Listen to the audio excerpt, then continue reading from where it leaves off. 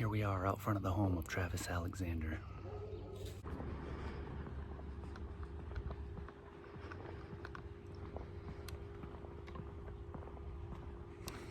Travis Alexander was born July 28, 1977, and he died at the hands of his tumultuous on and off again girlfriend Jodi Arias on June 4th of 2008. He was born in Riverside, California, and he had 7 siblings. He did not have an ideal upbringing. He had substance abusing parents, but he had a grandmother that was a Mormon that he followed in the footsteps of. He was baptized at the age of 10, became a full member at the age of 16, and served his mission at 18 in Denver, Colorado. Despite his upbringing, he was able to live the rest of his life out with the Mormon positivity. He went on to have a career with a company called Prepaid Legal, where essentially you pay $250 and you are awarded the ability to sell insurance and receive $100 for every policy sold. Through his role at Prepaid Legal, this is how he met Jodi Arias. Jodi was born on July 9th, 1980 in Salinas, California. Her signs of instability came out as a teenager. She would constantly threaten to unalive herself whenever she didn't get her way. Before meeting Travis, she had a strange history of dating. She would lose herself entirely in relationships and make whoever she was dating her entire identity. Chameleon type behavior that will follow her for the rest of her life. Her first serious relationship was with Bobby Juarez, an 18-year-old that worked at a gas station / arcade and was obsessed with vampires.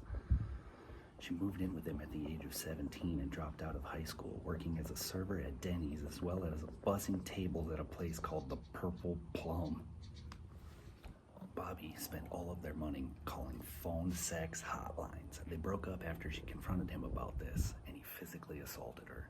After this, she moved in with her grandparents and started working at a resort for a man named Daryl Brewer, a 40-year-old freshly divorced, chain-smoking alcoholic. And in true chameleon fashion, she molded herself to be just like Daryl's ex-wife. She got bee implants and colored her hair blonde. She dated this man for 3 years, and in 2006, while working at a California pizza kitchen, her manager showed her a video of a Prepaid Legal, where she immediately bought in, paid the $250, and now she had the privilege of selling insurance. In September of 2006, she met with a Michelle Hagan, who was an associate of Travis Alexander's, and was invited to a Prepaid Legal convention in Las Vegas, where she would meet Travis Alexander. They met each other outside the Rainforest Cafe in Vegas, and he was immediately smitten with her. He invited her to the Prepaid Legal Black and Gold Ball the next day, which was a special event reserved for high-level executives of the company. She said she didn't have anything to wear to the event, so he went out and bought her a dress. They got to know each other better. Jodi told him all about her relationship with 40-year-old alcoholic Daryl, and Travis talked to her about Mormonism. A week after meeting in Vegas, Travis invited her to a Mormon service where he gifted her the Book of Mormon and said, "I challenge you to read this." In true chameleon fashion, Jodi was in. This is where the physical relationship began. Since they lived in different states, they met halfway at the home of Chris and Sky Hughes, and that's where that began as a secret. They would also meet halfway at hotels. They would eat, study the Book of Mormon, and continue their physical relationship. She told Daryl that she was no longer going to have physical interactions with him because it went against her LDS beliefs. To further mold herself into the woman she thought that Travis would want, she announced that she was converting to Mormonism, and Travis baptized her himself on November 26th, 2006, 2 months after meeting.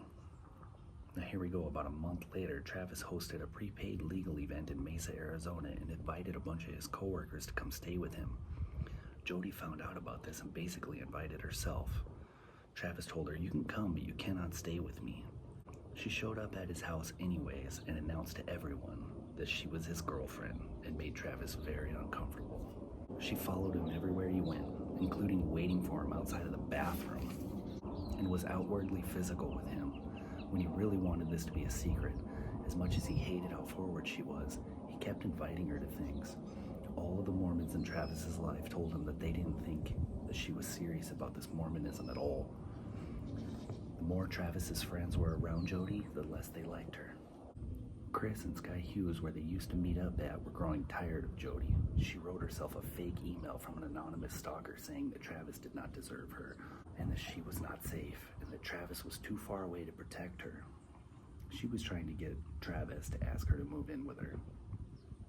And when this didn't work, here's where Jodi really started to display the crazy. This is where she started to make the 300-mile drive to his house in the middle of the night, and if he didn't answer the door, she would crawl in the doggy door.